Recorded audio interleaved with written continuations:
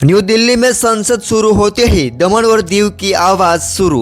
आज दमन और दीव के सांसद उमेश भाई पटेल जी ने अनस्टार सवाल के माध्यम से दो अहम सवाल संसद के पटल पर उठाए। दिव्यांग व्यक्तियों को पेंशन को लेकर सवाल उठाए और प्रदेश में पेड़ों की बिन जरूरी कटाई कर बनाए जा रहे कंक्रीट जंगल पर सवाल उठाए। क्या कहा सांसद उमेश पटेल जी ने, सुनते हैं। नमस्कार। हमने भारत की सर्वोच्च पंचायत यानी कि भारतीय संसद में दो सवाल उठाए। एक सवाल ये था कि जो हमारे दिव्यांगजन हैं प्रदेश के, उनकी पेंशन को लेकर था, तो और दूसरा सवाल था जो प्रदेश के पेड़ों को काटकर कंक्रीट जंगल बनाया जा रहा है, जिसको लेकर था। आप सबको पता ही होगा कि पहले विकलांगता 40% होने पर भी विकलांग यानी कि हमारे दिव्यांग भाई बहनों को उनको पेंशन दी जाती थी, किंतु आखिरी कुछ समय से जो विकलांगता का मापदंड है वो 40% से बढ़ाकर 80% कर दिया है, जिसके चलते काफी सारे जरूरतमंद दिव्यांग जनों को पेंशन नहीं मिल पा रही है, जिसको लेकर आज हमने भारत की सर्वोच्च पंचायत यानी कि संसद में सवाल उठाया कि जो विकलांगता का दर है वो 40% ही रखना चाहिए, ताकि काफ़ी सारे दिव्यांगजन ऐसे भी हैं जो बेड पर पड़े हुए हैं, फिर भी उनको वो पेंशन नहीं मिल पा रही है। तो हमने आज कोशिश की है कि सरकार के ध्यान में इस बाबत को लाया जाए और फिर से जो विकलांगता का दर बढ़ाकर 80% किया है उसको फिर से 40% कराया जाए, ताकि जरूरतमंद दिव्यांगजनों को उसका लाभ मिल सके।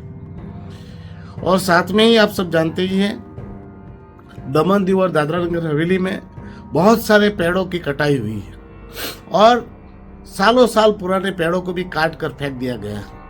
मुझे तो ऐसा लगता है कि वो अननेसेसरी रूप से पेड़ों की कटाई हुई है, जिसको लेकर मैंने सवाल पूछे थे कि भाई हमारे प्रदेशों में कितने पेड़ काटे गए, वो पेड़ों का काटने का कारण क्या था, उसकी क्या परमिशन थी, और वो पेड़ काटे गए पेड़ कहाँ है, उसका क्या किया गया।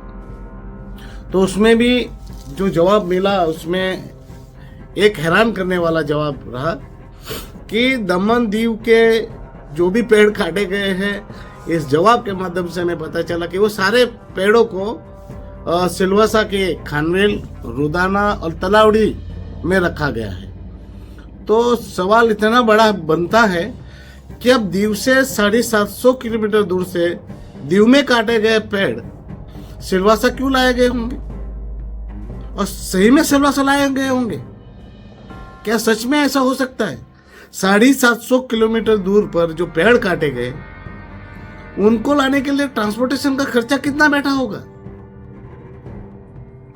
या फिर इन लोगों ने सिर्फ दिखाने के लिए, कहने के लिए ये लिख के दे दिया कि वो वहां के पेड़ जो है वहां पर स्टोर किया गया है।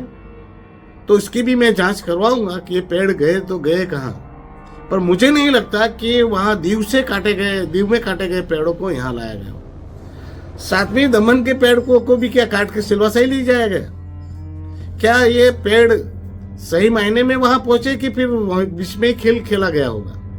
तो इसकी भी इंक्वायरी मांगेंगे। और हमने मांग की है कि ये जो पेड़ है वो बिन जरूरी रूप से नहीं काटे जाने चाहिए और कंक्रीट जंगल बनाने के चक्कर में कुदरती सौंदर्यता जो है उसको खलास नहीं करनी चाहिए। बाकी आप सब जानते ही है ग्लोबल वार्मिंग का प्रकोप कितना बढ़ा हुआ है, गर्मियाँ कितनी बढ़ चुकी है, और रास्तों पे पेड़ ही नहीं रहेंगे तो मुसाफिर राहगीर को भी कितनी दिक्कतें आती है, और पर्यावरण कितना प्रदूषित हो रहा है वो हम सब जानते हैं। तो उन दो सवालों को लेकर आज हमने सवाल उठाए हैं। उम्मीद करते हैं कि हमारे दिव्यांगजनों के साथ भी न्याय होगा और बढ़ते प्रदूषण को रोकथाम के लिए भी सरकार कदम उठाएगी। धन्यवाद।